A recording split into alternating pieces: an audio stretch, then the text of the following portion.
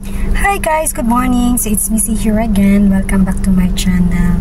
So yan, this morning, may pag-uusapan tayo. So minsan, dumating ba sa buhay nyo na parang, oh my God, bakit ganito ang nangyayari sa akin? Yung bang parang merong mga nahihirapan ka or merong mga tao na very harsh sa'yo, ayun.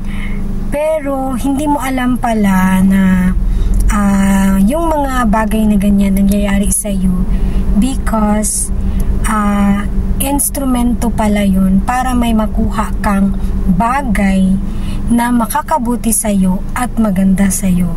Ayan. So, I have a story to tell now. I have a friend who is working in a certain government agency. So, nagwo-work siya doon. He is a contractual employee, therefore hindi pa siya regular. And he keeps complaining, not to everybody, but only to me ba na kanang ina-share lang niya na ayun, parang nahihirapan siya sa work kasi parang nafe-feel niya na there is really a discrimination between contractual employee and regular employee in that certain agency.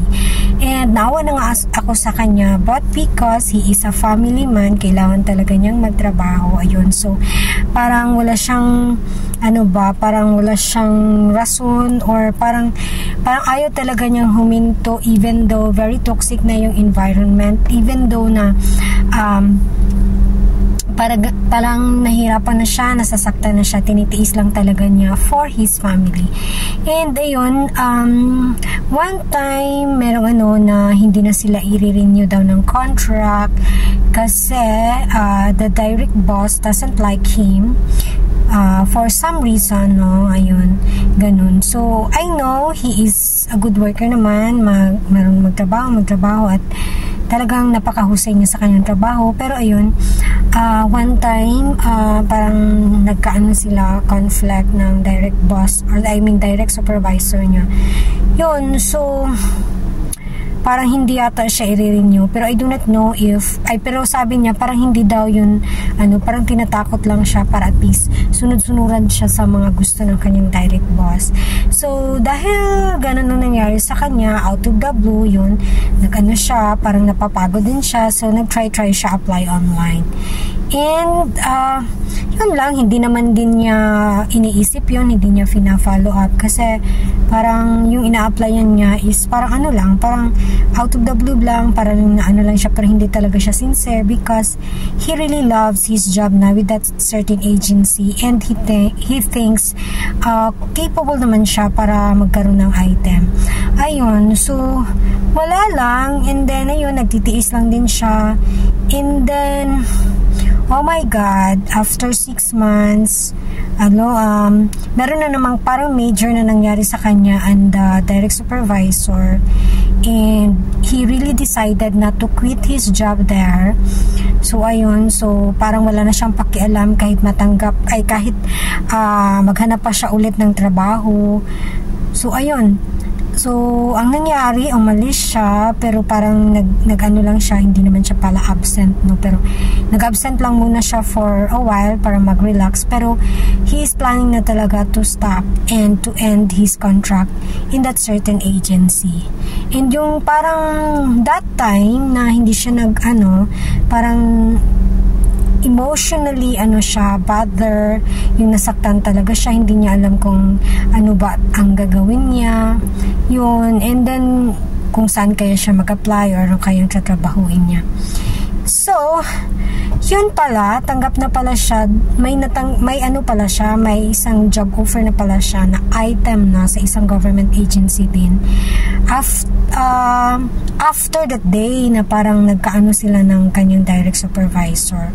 So yun, minsan talaga merong mga pagkakataon na akala natin, grabe, bakit ganito nangyari sa akin, I am not loved. Yeah, by God, ano yun. So, minsan talaga, merong mga ganong mga pangyayari. Like, I have also a friend before na, yun bang naiinis na talaga siya kasi lahat ng mga bus ay punong-puno. And merong isang bus na parang, hindi na talaga niya, parang sabi niya, pag hindi ako makakasakay nito, hindi na ako uuwi. Yung ganun. Tapos, talagang yung last na, yung dumating na bus na sinasabi niya pag may dumating, tapos hindi siya makasakay, hindi na siya uuwi. Talagang hindi siya nakasakay.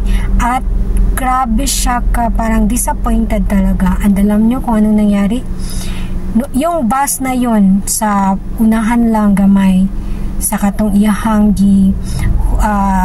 sa bus stop nga yang gihulatan sa bus ni buto because there is a bombing.